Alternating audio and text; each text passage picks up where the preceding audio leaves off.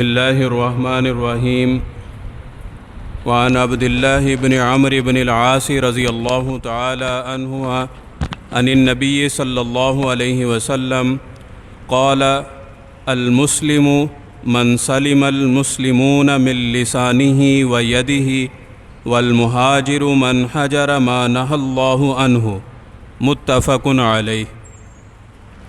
حضرت عبداللہ ابن عمرو ابن العاص رضی اللہ تعالی عنہما سے روایت ہے کہ نبی کریم صلی اللہ علیہ وسلم نے ارشاد فرمایا کہ مسلمان وہ ہے کہ جس کے ہاتھ سے اور جس کی زبان سے دوسرے مسلمان محفوظ ہوں، اور مہاجر وہ ہے کہ جو ان چیزوں کو چھوڑ دے جن سے اللہ رب العزت نے منع فرمایا ہے۔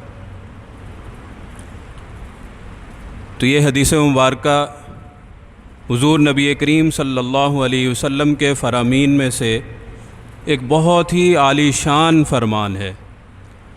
اس میں ایک ایسی تعلیم ہے جو اسلام کی تعلیمات میں سے ایک بہت بڑا حصہ ہے، وہ کہ ہمارا مذہب اسلام یہ سلامتی کا مذہب ہے۔ اسلام میں بھی سلامتی، ہمارا جو ٹائٹل ہے مسلمان، اس میں بھی سلامتی۔ تو مسلمان حقیقی معنوں میں مسلمان وہی ہے کہ جس سے کسی دوسرے مسلمان کو کوئی تکلیف نہ پہنچے، اور یہی بات اس حدیث مبارکہ میں حضور نبی کریم صلی اللہ علیہ وسلم نے ارشاد فرمائی، اور دو چیزوں کا اس میں ذکر کیا کہ اس کے ہاتھ سے بھی دوسرے مسلمان محفوظ ہوں اور اس کی زبان سے بھی دوسرے مسلمان محفوظ ہوں، کیونکہ زبان سے دوسرے لوگوں کو ایسی تکلیف پہنچ سکتی ہے جو بعض اوقات ہاتھ کے جو زخم ہیں ان سے نہیں پہنچتی۔ چنانچہ انسان کو اپنی زبان کے استعمال میں بہت زیادہ محتاط رہنا چاہیے۔ زبان کے جرائم اتنے بڑے بڑے ہیں کہ ایک دوسری حدیث مبارکہ میں آتا ہے کہ یہ زبان کی وجہ سے لوگ جہنم کے اندر اونٹے منہ پڑے ہوئے ہوں گے۔ کسی کے اوپر طنز کر دیا، کسی کو طعنہ دے دیا، کسی کی غیبت کی، کسی کے اوپر بہتان لگایا، جھوٹ بولا، یہ سارے کے سارے اس زبان کے جرائم ہیں، اور بہت بڑے بڑے جرائم ہیں۔ تو ان سے انسان مسلمان کی زبان سے دوسرے مسلمان اگر محفوظ ہیں تو پھر یہ مسلمان کہلانے کے لائق ہے۔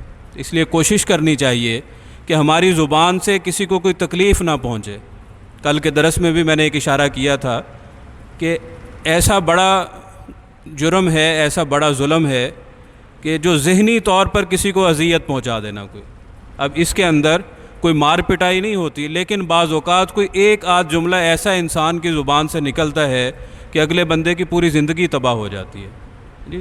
تو کوشش انسان کرے کہ اس کی زبان سے دوسرے مسلمان محفوظ رہیں۔ دوسرے نمبر پہ ارشاد فرمایا کہ اس کے ہاتھ سے بھی دوسرے مسلمان محفوظ رہیں، یعنی اس کے کسی فعل سے کسی دوسرے مسلمان کو کوئی تکلیف نہ ہو۔ یہ ضروری نہیں ہے کہ صرف ہاتھ ہی ہو، پاؤں بھی ہو سکتا ہے، اس کے جسم کا کوئی اور عضو بھی ہو سکتا ہے۔ معنی مراد یہی ہے کہ اس کے کسی فعل سے کسی دوسرے مسلمان کو تکلیف نہ ہو۔ اور یہ دو چیزیں بھی صرف اور صرف اس وجہ سے بیان کر دی گئیں کہ زیادہ تر تکلیفیں ان دو چیزوں کی وجہ سے پہنچتی ہیں، ورنہ کوئی بھی ایسی حرکت جس سے کسی دوسرے مسلمان کو اذیت ہو یہ حرام ہے، یہ گناہ ہے، بہت بڑا گناہ ہے۔ تو اس لیے کامل مسلمان وہ ہے کہ جس کے ہر قول سے جو زبان سے نکلے اور ہر فعل سے جو اس کے بدن سے ہو دوسرا مسلمان محفوظ ہو، پھر یہ کامل مسلمان کہلوانے کا حقدار ہے۔ تو اللہ رب العزت ہمیں دوسرے مسلمانوں کو اذیت پہنچانے سے محفوظ فرمائے۔